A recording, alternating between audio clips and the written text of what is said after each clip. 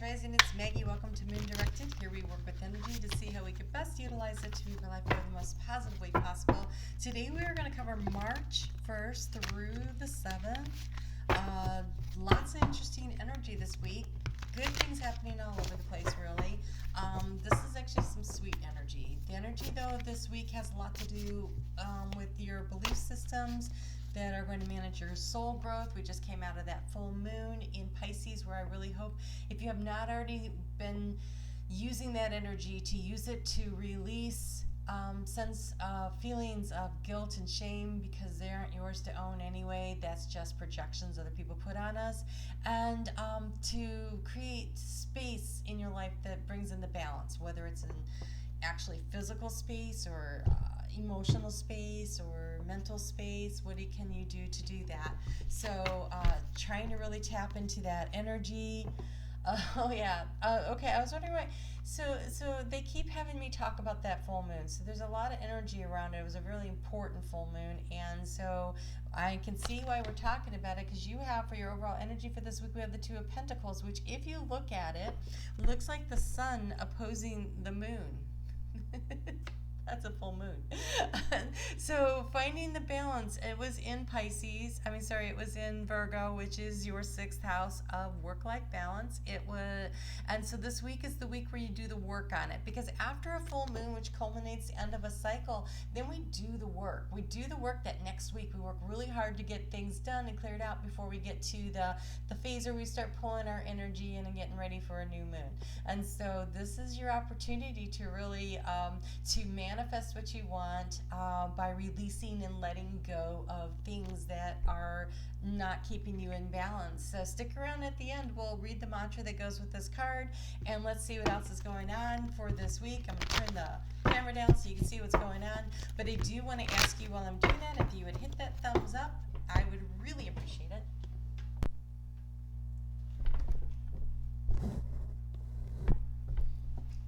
I thank you so much for picking this channel when you have so many options. I truly appreciate that.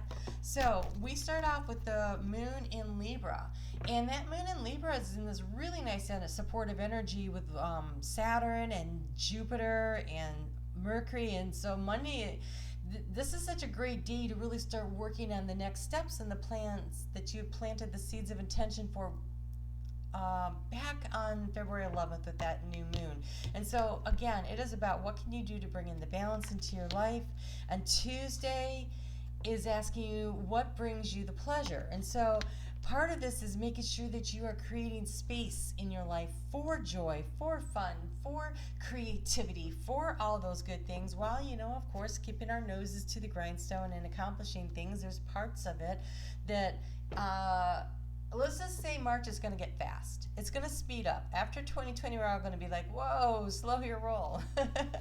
You thought you wanted things to speed up. Now you get to enjoy that. So you're being asked to look deeper. Deep within me is a majestic radiance.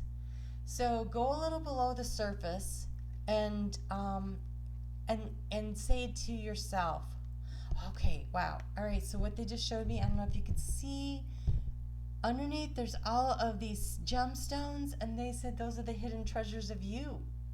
So if you haven't had a chance to really think about that, think about with all this, with the sun in Pisces, that's in your 12th house. And so the sun in Pisces for everybody really emphasizes dream time and our belief systems and how do we see the universe, and how do we see our space in the universe, our own place in it. And so they want you to spend a little bit of time. Okay, they just said she's gazing at her navel. So navel gazing is about taking a little time to look inside of yourself while you're keeping things in balance. That's part of it. It is physical, mental, and spiritual creates the balance. And so spending a little bit of time on that spirituality aspect over the course of this week will really help you to define where you are going next. Because on Tuesday, the moon is going to come into a kind of a tense angle with both Pluto and Mars. And Mars will still be in Taurus on that day early on, and so this is the energy of how do I make these changes, and what is it that I need to do. And then at 3:38 p.m. Eastern Standard Time, the moon is going to move into Scorpio. And now when the moon starts moving into Scorpio, that's when you really will be wanting to kind of really do that self-reflecting, do that nasal gazing, understanding that so much of what happens to us is just a mere reflection to us of what it is that we need to look a little deeper at in regards to ourselves, and where we go when we look for the hidden treasures of ourselves. Okay, gosh, they really want you to consider all of the beauty of who you are inside and everything that you have to offer, because now they just flipped open a big old treasure box at the bottom of the ocean, and there's so much in there. Holy cow, we should go get that. Okay, so take a look inside, and on Thursday there's an emphasis around recognizing the beauty of who you are, and sometimes it comes from changing the perspective. So this picture is really interesting, because if you look at it real quick, you might go, oh, it's butterflies and flowers. But then if you look again, you're like, oh, there's a face. And so both are beautiful, but there's a change in perspective that leads you to that. And so pay attention to your dreams. Wow. And ask the universe to heal you. So this is interesting. I just did Scorpio, and this is the first time I ever really noticed, like really looked at it this way, how there's this ring that goes around, which feels like you create a protective bubble around you where you wall off the reflections of others towards you, that what they think about you, feel about you is none of your business. It is what you say you are, who you say you are, that really, really matters. And so you determine who you are. And that starts the healing process. And look, this is the card you have. This is Reiki healing. In the description box below, there's Nancy does Reiki, and she can do it over the phone. So you can still do that virtually. Energy is energy, and it moves through the universe. And so you might want to consider that, but this is also healing that takes place in dream time. And with Neptune, with the Sun in Pisces, and Neptune is in there, and now Venus is in there. This is energy. We're paying attention to your dreams this month in general is a really great idea. And so healing messages may be coming through to you in your dream time from maybe your ancestors. So every morning, put a circle of protection around yourself when you get up, and then ask for guidance while you're sleeping, and see what kind of messages that come through for you. On Wednesday afternoon, Mars, that rules your sign, moves into Gemini, much happier in Gemini. And Gemini, Mars in Gemini is the get it done. It's not like the get it done, I got to get this big project done. It's like all these little things that you've been meaning to finish up. You're going to be like, okay, I got the energy. I'm going to get this done. You're going to be a lot more motivated. There's going to be an energy around it of let's complete some stuff. And so I think Mars in Gemini is going to make the next few weeks very, very busy. Plus all the planets until the first week or so of April are direct, and so that's going to also feed into that energy. So at 5:43 p.m. on Thursday, the moon moves into Sagittarius, and then that evening at 10:27, Jupiter is going to conjunct with Mercury. And so with all this energy going on, and the moon just having trine Neptune, and the sun, your dream time really matters, especially since you got this card. So really paying attention to your dreams and seeing what information and guidance comes through. Really, if you wake up in the middle of the night, jot a couple notes down. As soon as you wake up in the morning, just a couple of things that you remember, how you felt, what you saw, and kind of allow yourself to get into the energy of discovering. And you can go on the internet and type in dream meaning of or spiritual meaning of, and see what kind of guidance you get. So with the moon in Sagittarius over Friday and Saturday, this is about remembering how resilient you are. How when you cut back, when you release, when you let something go, you create space for new growth in your life.